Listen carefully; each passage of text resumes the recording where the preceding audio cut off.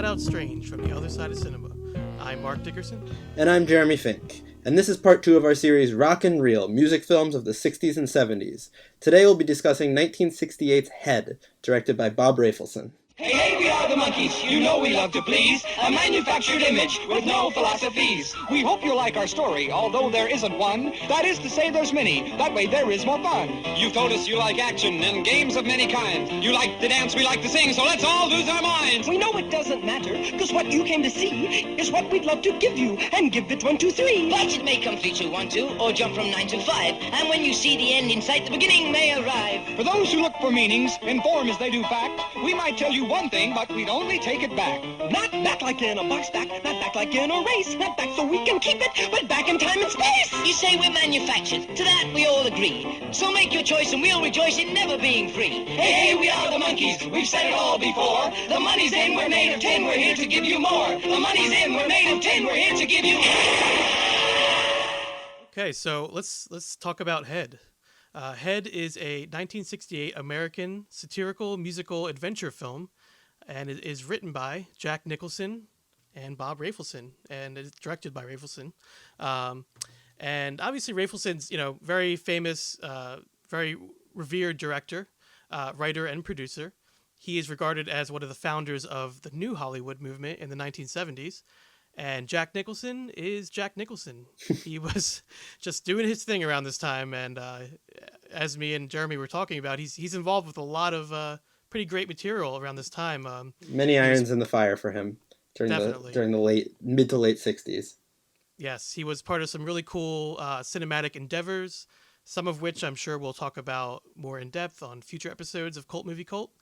And the two writers do show up in a cameo in the movie Head as well, in a particularly meta moment where they interrupt the scene to discuss filming with them. And to just touch on Rafelson real quick a little bit, he was involved with the Monkees as early as the beginning of the 1960s, when him and Bert Schneider had formed Ray Burt Productions. And they were trying to get a foot in the door in Hollywood, and basically they were inspired by, oddly enough, the film that we just talked about in our previous episode, A Hard Day's Night, which features the Beatles. And they decided to develop a TV series about a fictional rock and roll group. And that group ended up being the Monkees. And obviously the Monkees, there's a lot you could delve into with how they were formed. There's a lot of controversy about whether or not they were real musicians or whatnot, or just plain actors. But basically, from the TV show sprang this film, which is Head. And we're going to get into that now. So yeah. So Head is a pretty wild trip. And I say the trip with no pun intended, because Jack Nicholson also wrote the movie The Trip under Roger Corman, which is a different endeavor entirely. But Head is about as 60s as it gets, while also kind of having this satirical edge where it was also making fun of the 60s and everything that was going on at the time, which is a little bit of a dissonant thing. It's a little bit strange that it can kind of both be that thing and be mocking it at the same time. But at least in my opinion, I feel like they really actually pulled it off for this movie. And one thing that's important to note about Head is that it was not particularly well received at the time. As many of these cult films were not. But particularly what's interesting is just the timing of Head, is it was a pre-Easy Rider. So, like these kind of films at the time weren't really mainstream, but the Monkees had enjoyed massive mainstream success up to this point. So this was actually kind of like a swan song to their falling apart, to their decreasing popularity. But what many people now, looking back on it, consider to be some of the finest work that they ever did. Yeah, actually, now that you bring it up, I was going to bring this up later, but I read an interesting quote from Michael Nesmith from the Monkees when they had asked him, I believe it was actually 2012, so fairly recently, and if they asked him if he thought making Head was a mistake, and he responded by saying, "By the time Head came out, the Monkees were a pariah. There was no confusion about this. It was basically over. Head was a swan song. It was an authentic representation of a phenomenon we were a part of that was winding down." And he went on to say, "There were some people in power and not a few critics who thought there was another decision that could have been made, but I believe the movie was an inevitability. there was no other movie to be made that would not have been ghastly under the circumstances. So that really shows where they were at when They they were made kind this of film. checked out a Yeah, little bit on the whole Monkees thing, exactly. which Actually, you can see in the Nesmith movie too. and Nesmith even later said, or I'm sorry, he actually said this at another point as well. Nesmith called the film "The Murder of the Monkees." Murder of the Monkees. So that right there definitely tells you how they Yeah. felt about it. Yeah. Yeah, you can see little remnants of them being checked out in the film. So one thing, just because we haven't really talked about plot at all yet, is because this is a movie that doesn't really follow any kind of linear or even non-linear plot. There's a long monologue right at the beginning of the film, actually. There was well, not a monologue so much as a song that they sang that was kind of a play on their original monkey song. Hey, hey, we are the Monkees. You know we love to please. A manufactured image with no philosophies. You say you say we're manufactured. To that we all agree. So make your choice and we'll rejoice. It's never being free. Hey, hey, we are the Monkees. We've said it all before. The money's in. We're made of tin. We're here to give you more. The money's in. We're made of tin. We're here to give you. And then it goes on, and it's interrupted by the footage of a gunshot and then execution of a Viet Cong child killer named, I'm not even going to try to pronounce his name. I believe it's Gwen Van Lem, but that's probably horrible. But you can tell right from the beginning that they're kind of not really there. But another thing that we get right in the beginning is there's this kind of weird introduction to the film where they basically say that the beginning is the end is the beginning, and everything in between is this jumbled, out of order confusion, which is kind of the best way to describe this plot. There's nothing from A to B that you could really say this happened and then this happened and this happened. It's kind of just Freewheeling. yeah, this freewheeling trip of a little bit of music. There's actually not as much music as I expected there to be in this film. That's actually by the Monkees. A lot of the music is just kind of like filler score and kind of sound experiments. Yeah, but there are some scenes where they do perform music, but it's not the main attraction. No. I wouldn't even say it's second or third. I'd say it's probably fourth or fifth in the pecking order of the most important elements, which is interesting. It's an interesting thing. Like for a band, it's essentially a music film to have so little music in it. Yeah, and also similar to A Hard Day's Night, I feel like when the songs come, it's almost like, hey, we're going to play this song now. Okay, now let's get back to the movie. It just kind of feels like, you know what I mean? It doesn't feel like the songs are the main focus or that they were even particularly interested in playing the music for the movie. It kind of feels, feels like, all right, we're expected to have these moments in it. Although the music in this film for the Monkees, I feel like is pretty different than what they had done before this. So maybe, with that, they were expanding, with the film being sort of an expansion of the mind and of where they were at. I think the music is in step with that, which is interesting. But as you said, the movie is essentially a loop. It kind of goes back, it goes back on itself. The Monkees continually find themselves stuck, whether it's in a black box or an aquarium or a large water tank, like at the end of the film. They are just constantly trying to run from this idea of celebrity, and each circumstance they find themselves in, they basically just want to get out of it, and that's kind of the running gag, I guess, if you will, for the entire film. Yeah, and well, I think it's interesting noting the aquarium at the end. So basically, this is going to be very hard to explain. So I would say go watch the movie before, if you haven't watched it, stop the podcast right now for a minute, watch it, or for an hour and 26 minutes, go watch the movie and then come back, because some of the imagery we're going to discuss just won't make any sense. Our description can't do it justice. The movie is on YouTube. Yeah, it is on YouTube. In its entirety. Right now it is. Right now it is. We'll see how long that lasts. So the film actually begins with Mickey Dolenz, who is the Monkees' drummer, jumping off of a bridge after being chased by a giant horde of people, which I thought was interesting, going back to, now we've already discussed Hard Day's Night, that they kind of open in the same way, with the band being chased, but instead of being chased by adoring fans, they're being chased by this nightmarish brigade of surreal individuals. You know what? That's funny. I honestly didn't even make that connection. That's really interesting. Yeah. Yeah, but instead of hiding, they have nowhere to hide, so they just jump off of a bridge, and they land in this big body of water, unharmed, despite the fact that they jumped easily 150 feet down.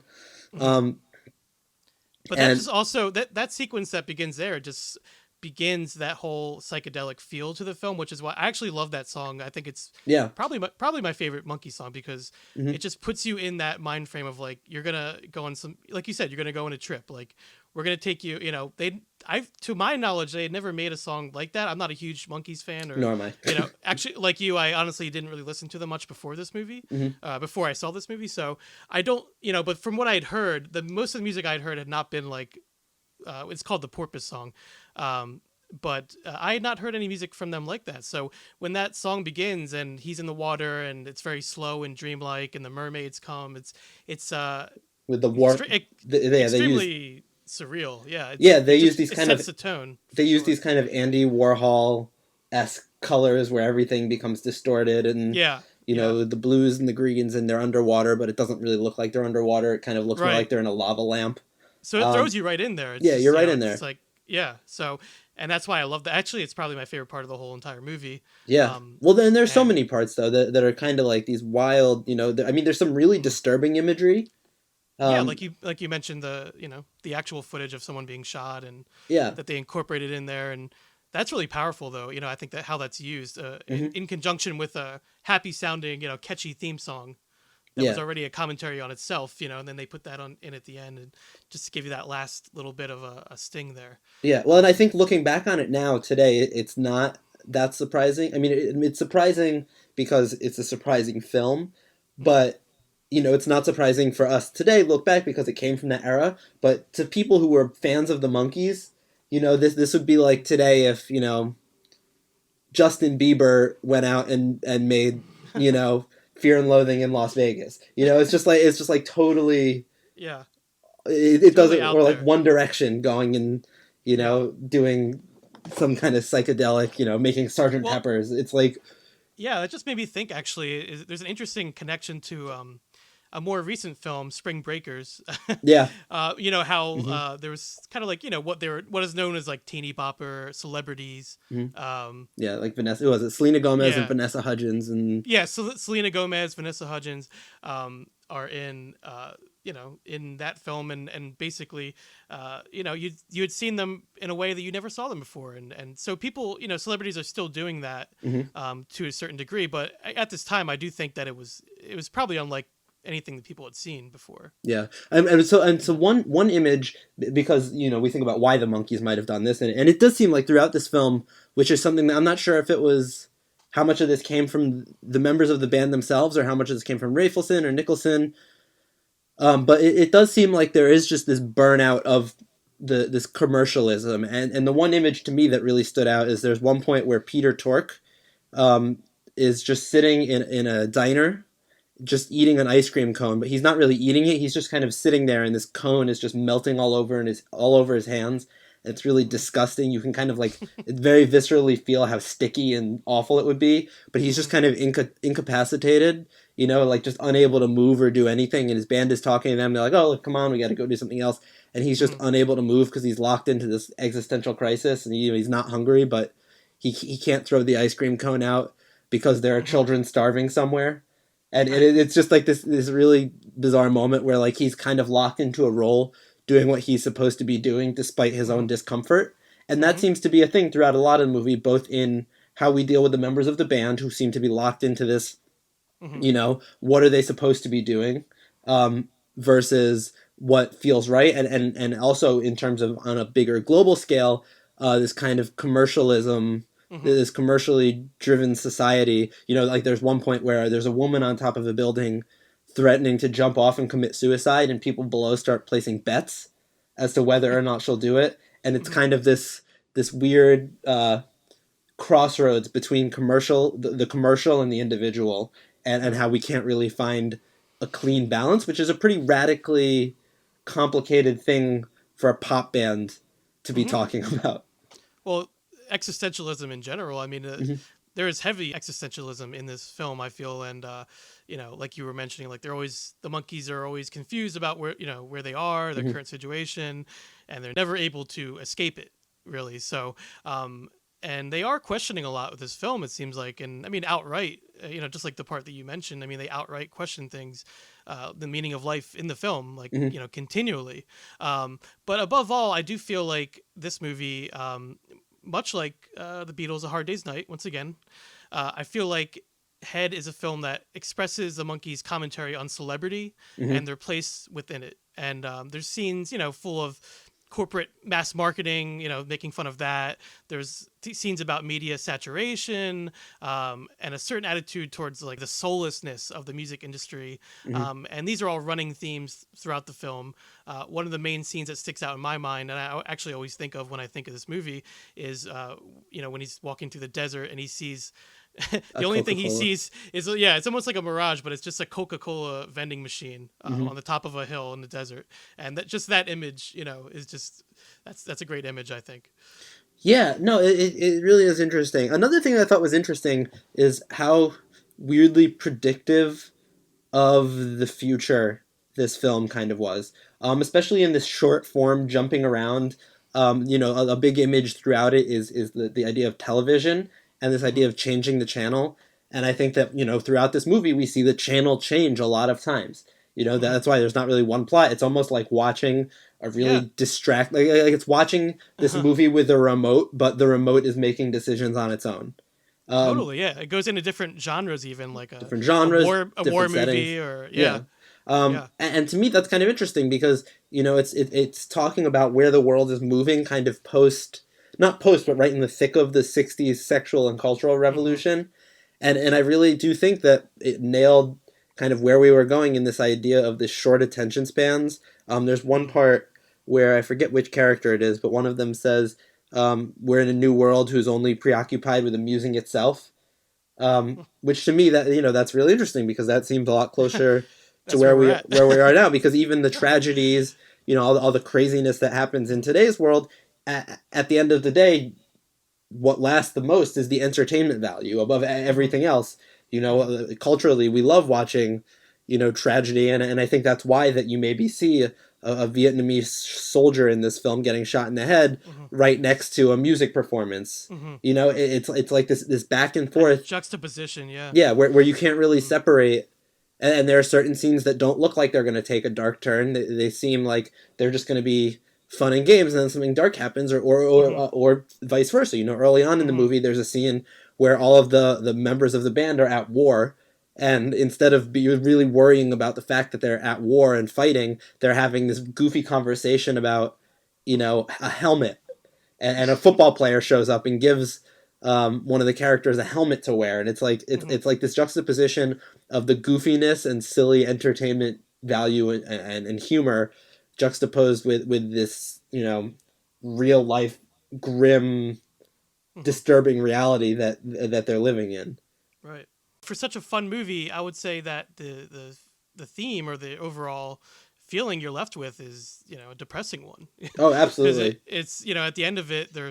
they're stuck in a box and they can't get out, and it's an endless loop that will continue to eat itself. Hmm. And so that's very interesting because I'm a huge fan of dark comedy, and to Hmm. me this is one big dark comedy because Yeah. uh, yeah, for that reason alone. I mean, it's under on the surface, it's, hey, this is the Monkees running around in a crazy drug fueled trip of a movie, but Hmm. really underneath it all, there is a deeper meaning to it, Yeah. and ultimately something they couldn't get themselves out of. It seemed like. Yeah. Well, and to me, I would agree that if you're going to try to put this in some kind of genre, outside of the particular genre of '60s psychedelic films, I would also say dark comedy, but I would say much more dark than comedy, Hmm. because I don't know, at least personally, the way I reacted, I didn't really find myself laughing much Yeah. throughout this film. It was more kind of like when I did laugh, it was more a chuckle. Like I laughed when they started making bets on the woman committing suicide or not.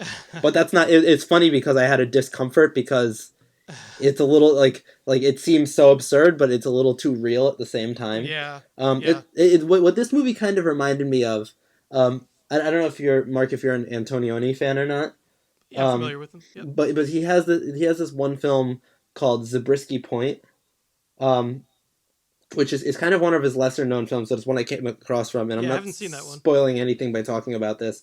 But at the end of the film, there's just Like everything's going in a pretty narrative way, and then all of a sudden it just cuts to this building exploding, and like food flying out of the building, and there's no reason for this explosion. It's just, and to me that's kind of like what the Monkees are, and this movie is doing here. It's like it's the 60s counterculture, but it's just hit a point where it just has to explode. It can no longer be this thing that's just being talked about and experienced. It's just this sheer boom of the craziness that no longer makes sense. It maybe doesn't even have meaning anymore. It's just this over the top, which is kind of interesting to me, because this is actually before um, movies really movies from the counterculture became culture. You know, this was when this kind of thing was actually still counterculture, because Easy Rider hadn't come out. You know, I think Bonnie and Clyde had came out, but it was still it was in its infancy. So the timing is kind of weird that this was so critical of something that was just happening.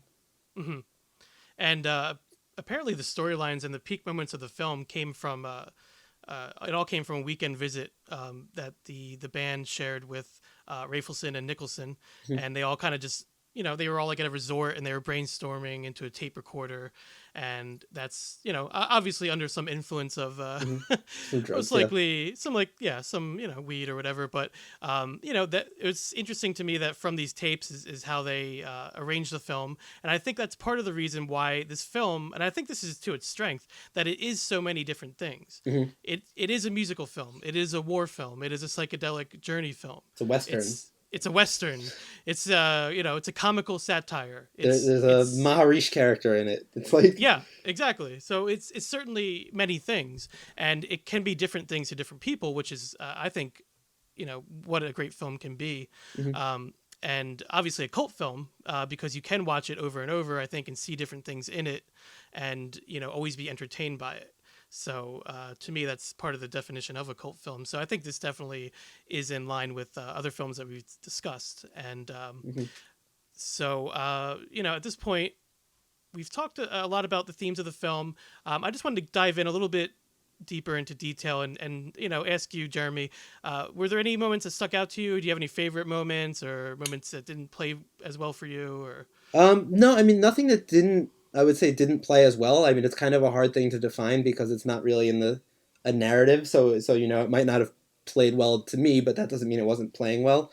How about any like favorite scenes or any images that stick out to you? So favorite images and scenes, obviously the ice cream cone was probably my favorite of the whole movie. That was just like this subtle sense of dread that was expressed so beautifully.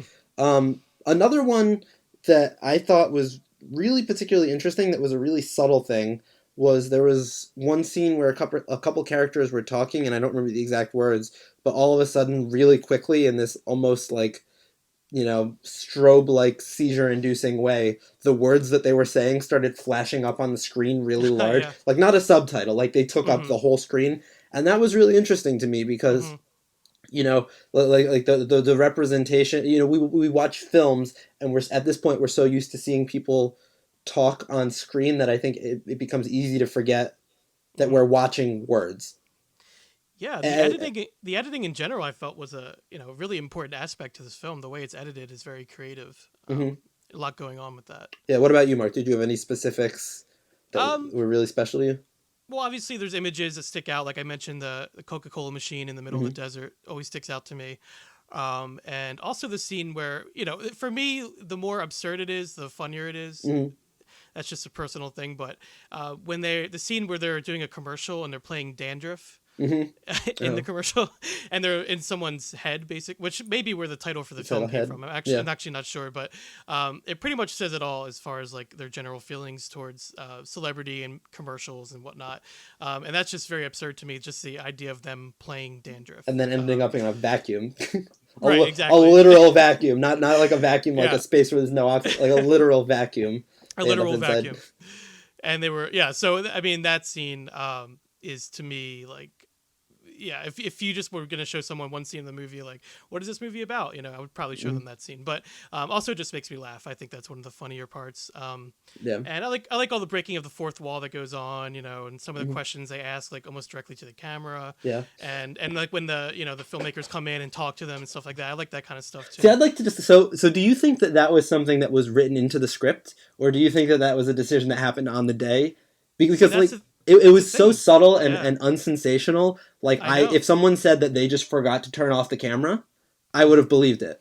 Like nothing like so there's this one part where we briefly touched on it before, where you actually see Jack Nicholson and Bob Rafelson come in and they start talking to, I believe it's Peter Tork, about violence. There's a scene where he hits a woman and then starts to say, "Is it all right that I'm hitting this woman? I don't know if that's good for my image." And like I on one hand, like I could see how that fits the theme, but on the other, I could totally just see that being Yeah. just someone left a camera rolling and they saw it and were like, "Oh, this is actually a great little scene. Let's just leave it in the movie," you know? And that's the thing. It is a type of movie where you can leave that in. Yeah.